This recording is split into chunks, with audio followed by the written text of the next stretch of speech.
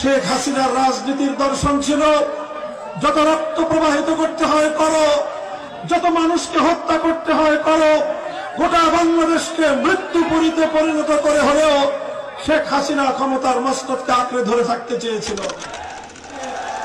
বাংলাদেশের মানুষের ট্যাক্সের পয়সা দিয়ে কেনা, দেশ এবং জনগণের নিরাপত্তার দায়িত্বে নিয়োজিত হেলিকপ্টারগুলোকে ব্যবহার করে আকাশ থেকে গুলি করে নির্বিচারে হত্যা করা হয়েছে বাসা বাড়িতে অবস্থানরত নারী পুরুষ নির্বিশেষে সকল মানুষকে। শেখ হাসিনার রাজনীতির দর্শন ছিল যত রক্ত প্রবাহিত করতে হয় করো, যত মানুষকে হত্যা করতে হয় করো, গোটা বাংলাদেশকে মৃত্যুপুরীতে পরিণত করে হলেও শেখ হাসিনা ক্ষমতার মস্তককে আঁকড়ে ধরে থাকতে চেয়েছিল।